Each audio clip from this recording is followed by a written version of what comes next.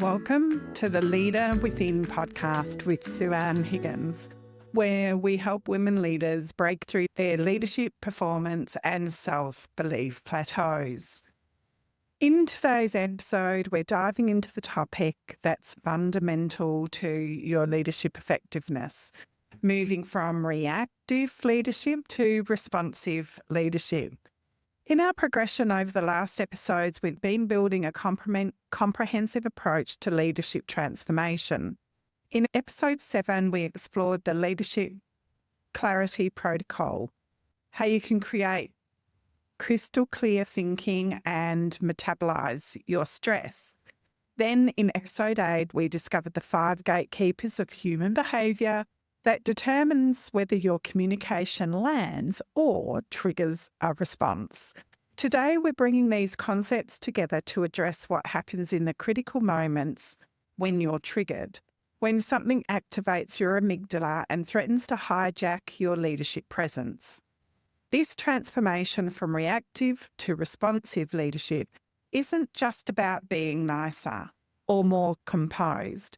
It fundamentally shifts how your brain functions in those leadership moments so that you can access your higher cognitive abilities when your team needs you the most. You know that common leadership belief that strong leaders don't show emotion, or as female leaders, we shouldn't show emotion because it's a sign of weakness. It's probably one of the most damaging myths in leadership today.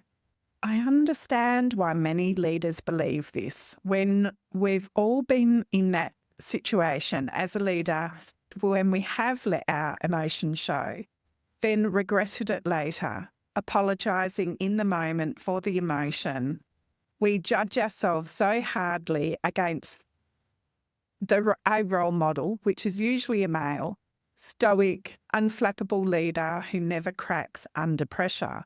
We've been told that emotional control equals leadership competence. And honestly, no one wants to be perceived as unstable or unpredictable. But think about the most influential leaders in history. Leaders such as Jacinta Ardern, who showed profound empathy after the Church Christ shooting, or Barack Obama, who wasn't afraid to shed tears when discussing gun violence. Were they considered weak? Quite the opposite. Their emotional authenticity made them more trusted, more respected, not less. The truth is, what we're really after isn't emotional suppression, but what I call emotional fluency, a more advanced model of emotional intelligence. It's not only the ability of recognising, understanding and skillfully navigating in emotions in self and others. Emotional fluency is also about being able to read the emotional undercurrent and respond in a way that builds connection, not confusion. This is what I believe separates truly exceptional leaders from mere competent ones.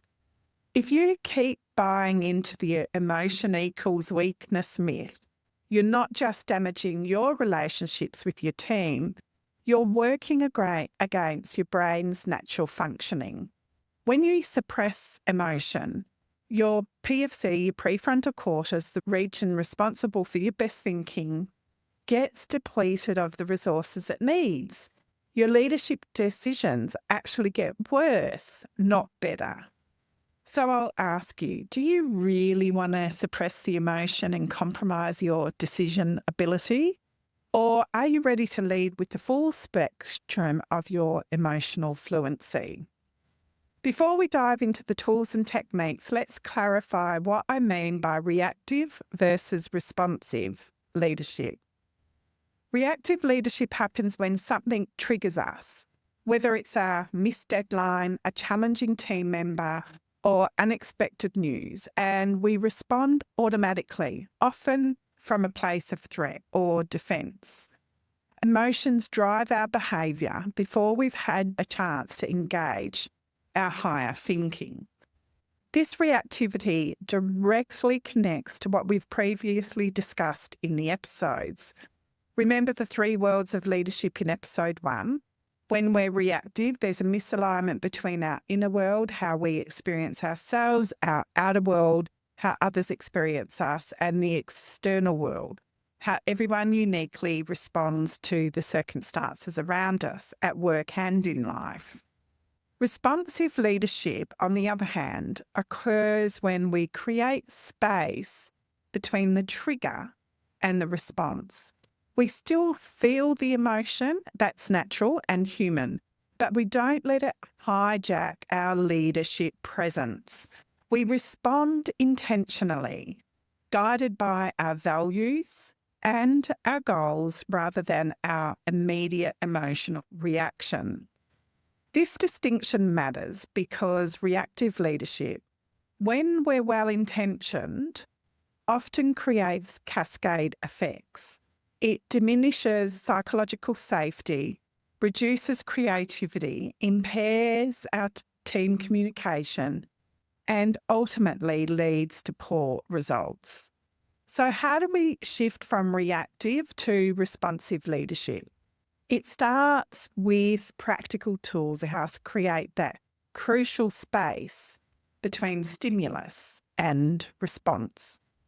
Remember, emotion is an early warning system that something's not quite right. So learn to pay attention to emotion. The first tool is what I call the 6-second pause. Neuroscience tells us that the initial chemical surge of emotional reactions lasts less or approximately 6 seconds. If we can pause during those 6 seconds, we can gain access to more choices in how we respond. This pause isn't about suppressing emotion, it's about acknowledging it and creating enough space to choose your response rather than having the reaction chosen for you.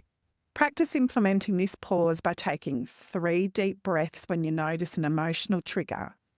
Those breaths interrupt the automatic reaction pathway and gives your prefrontal cortex, your brain's CEO, that Goldilocks that we've discussed previously, time to come back online. This directly ties to the Leadership Clarity Protocol in episode 7, where we discussed how metabolizing stress restores clear thinking. The 6-second pause is your real-time tool to metabolize that stress. The second strategy comes from Dr. Dan Siegel, who discovered that simply naming an emotion helps regulate it. When you feel yourself becoming reactive, identify the specific emotion, saying either out loud or internally, I feel frustrated or I've noticed anger arising.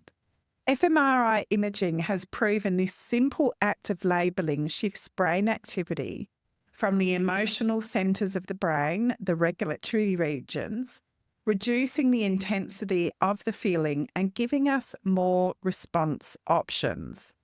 This connects to our understanding of the 5 gatekeepers of human behaviour in episode 8. By naming your emotion, you're also implicitly identifying which gatekeeper might be triggered, whether you're feeling disrespected, your first gatekeeper, uncertain, the second gatekeeper, lack of control, the third gatekeeper, isolated, the fourth gatekeeper, or unfairly treated, the fifth gatekeeper. One leader I worked with created a personal emotional vocabulary list from my Leader Within wheel of emotions. It helped her identify nuanced feelings more accurate.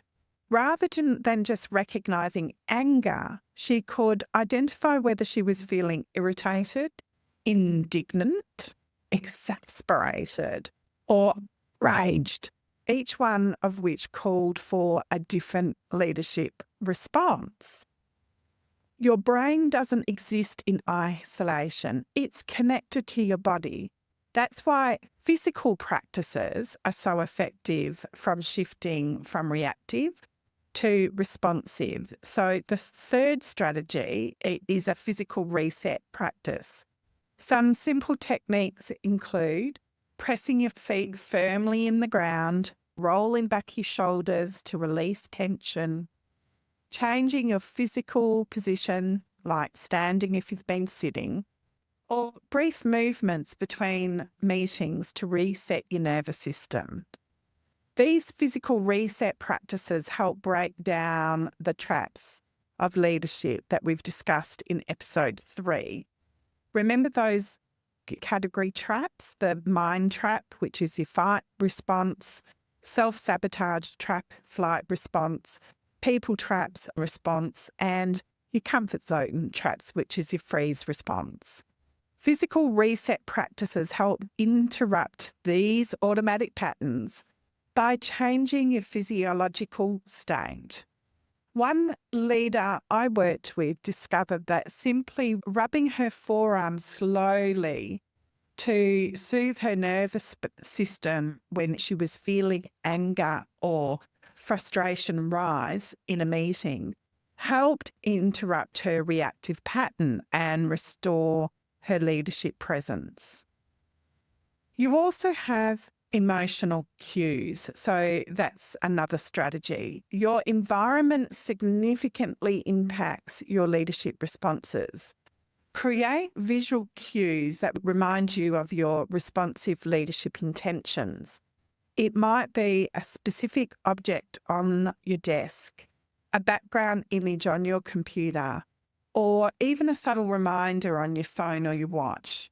One client of mine placed a spare chair where she always imagined the CEO sat, and that helped her remind herself to be present. Another client of mine put a small blue dot on her computer monitor. This stopped her pause button. Whenever she noticed it during a challenging interaction, it reminded her to take that crucial 6-second pause. Another strategy is to build your personal regulation toolkit. Each of these tools work differently for different leaders. The key is to experiment and discover which approaches work best for your unique brain and your unique leadership challenges. Think of this as creating your personal leadership first aid kit, a set of practices that you can draw on in different situations to ensure you're leading from your prefrontal cortex rather than an activated amygdala. To truly transform our leadership, we need to understand what's happening in the brain when we get triggered. This isn't just interesting information, it's practical knowledge that helps us work with our brain's natural functioning rather than against it. When something triggers you, whether it's disrespect in a meeting or receiving bad news about a project, your amygdala, that almond-shaped structure in your brain, activates. We've discussed this in previous episodes. This is your brain's alarm system, and it's incredibly efficient at detecting threats. The challenge is that your amygdala doesn't distinguish between physical threats like an approaching predator or social threats like feeling undermined in a meeting. It responds to both by initiating cascading physiological changes. Stress hormones flood your system. Blood flow shifts away from your prefrontal cortex. Your perspective narrows to focus only on the threat. Your thinking becomes more rigid and binary. This is why willpower alone isn't enough to create consistent, responsive leadership. When your prefrontal cortex, the Goldilocks of the brain, as we've discussed before, is starved of resources during amygdala hijack, your best intentions get overridden by survival mechanisms. Understanding this neurological reality doesn't excuse reactive leadership, but it explains it. And it explains the first step towards transformation. The good news is that your brain is incredibly adaptable. Through consistent practice of the tools we've discussed, you can actually rewire your brain's default responses. You can strengthen the neural pathways that support pause and thoughtful response, making responsiveness your new normal even under pressure. Let me share a story about Claire, a mid-level leader who came to me when she had called what she had hit her leadership rock bottom.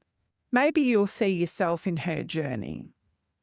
Claire had always been known as a high achiever, the person who you could count on to get things done no matter what. She built her career on exceptional execution, attention to detail, and an unwavering work ethic. But in recent months, something had shifted. She found herself napping at her team members over minor issues. Her usual patience had given way to irritability. Her feedback, which was once constructive, now had an edge on it that left people feeling undervalued and diminished rather than developed. The breaking point came during a high-stakes project meeting when one of her most trusted team members suggested a change to the approach. Claire responded publicly, shutting him down with a sharp, "If I wanted your opinion on this, I would have just asked for it." The room went silent. She immediately regretted her words, but the damage was already done. Later that day, her boss had called her in for a conversation about leadership concerns that had been raised. "I don't even recognise myself," Claire told me in our first session, her voice catching. "I used to be a leader people wanted to work with. Now I'm the one they're trying to avoid." What was happening to Claire is what I call the 2 a.m. leader syndrome. Something we explored back in episode 2. She was waking up at 2 a.m., her mind racing with work concerns, unable to get back to sleep. This chronic stress had created a leadership state where her brain's alarm system, the amygdala, was constantly on high alert. In neurological terms, her prefrontal cortex, the part of the brain responsible for emotional regulation, complex thinking and empathy, was starved of resources. Her leadership capabilities weren't deteriorating because she cared less. They were compromised because her brain was stuck in survival mode. We started with the fundamentals, mapping her trigger landscape and creating a 6-second strategy to interrupt her reactivity. For Claire, we discovered that feeling time pressured was her primary trigger, affecting the autonomy gatekeeper we discussed in episode 8. And her 6-second strategy became a specific breathing pattern paired with a silent phrase. "I have exactly the time I need."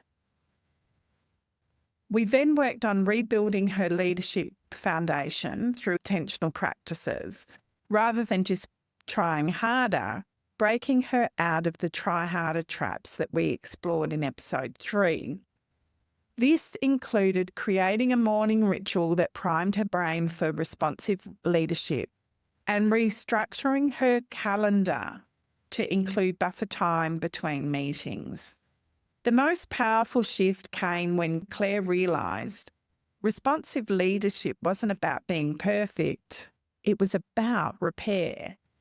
After implementing the strategies for several weeks, she had a moment of reactivity with the team. But this time, instead of pretending it hadn't happened or overcompensating, she simply acknowledged it. "Oh, I notice I just responded defensively to your question. I want to pause and try again because I value your input." That moment of vulnerable leadership did more to rebuild trust with the team than weeks of perfect behaviour could have. 6 months later, Claire was no longer the 2 a.m. leader. She had transformed her relationship with leadership pressure. Her team described her as present, approachable, inspiring, words that had been used about her earlier in her career before reactivity took hold. Claire's transformation didn't happen with sheer willpower or by simply deciding to be better. It happened through structured support and evidence-based practices. And this points me to something crucial about the journey from reactive to responsive leadership. Self-help approaches often fail with entrenched reactive patterns, not because lack of commitment, but how our brains are wired. Trying to change these deep-seated patterns on your own is like trying to perform surgery on yourself. Possible in theory, but extremely difficult practice. The neuroscience of guided change versus self-directed change is clear. When we have structured support, we benefit from an external perspective on our blind spots. We have accountability that keeps us practicing even when it's difficult. We receive validation and encouragement that releases dopamine and strengthens our new neural pathways. We gain access to expertise that help us navigate the inevitable challenges of change. This connects directly with the Leader Within method I've developed through the years of corporate leadership and coaching experience. Remember in episode 7 when we focused on the 4 quadrants: brain savvy, personal savvy, people savvy, and change savvy? Responsive leadership requires developing all these 4 domains, understanding how your brain works, regulating your own responses, reading and responding to others effectively, and navigating change with adaptability. This is why I'm passionate about creating structured support for women leaders. It's not because you lack the capability to transform on your own. It's because I understand how the brain changes most effectively, and I want to set you up for success rather than see you struggle. Working with a coach, joining a peer group of leaders focused on similar goals, or even partnering with a trusted colleague can provide structured support that accelerates your transformation from reactive to responsive leadership. As we close today, I want to offer you 5 specific actions that you can take this week to begin shifting from reactive to responsive leadership. Action 1 is reflection. Take 10 minutes out to identify the situation that consistently triggers reactive responses in your leadership. Look for patterns rather than isolated incidents. Action 2 is to practice the 6-second pause. When you're feeling that emotion bubble up and escalate, implement a deliberate 6-second pause before responding. Just 3 deep breaths can create the space you need. Action 3 is to create a reset ritual. Develop a personal 2 to 3 minute practice that you can use between meetings and after challenging interactions to help you reset your nervous system. Action 4 is mapping your body signals.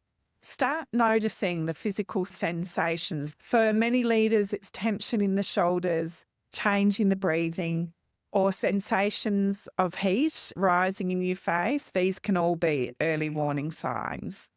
Action 5, experiment with name it. When you feel a strong emotion arising, try silently naming it. I notice frustration is present, or I'm feeling defensive right now. Remember, responsive leadership isn't about achieving perfection. It's about progress, expanding the gap between stimulus and response so that you can lead with intention rather than reaction. If today's episode resonates with you, I invite you to head over to sue-ann.com.au/episode 9. The episode show notes, reflection questions, and action steps are there by simply providing your email address so that I can send them straight to your inbox. I'd also love to hear your experiences with transforming reactivity. Share your insights or questions with me by DMing me in my socials at SueAnnAU.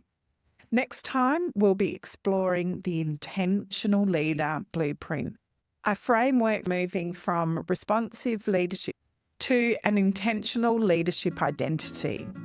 Until then, remember that you're only one reconstructed thought away from the breakthrough you deserve in life and in your leadership journey. Thank you for listening, and lead with clarity, passion, and purpose.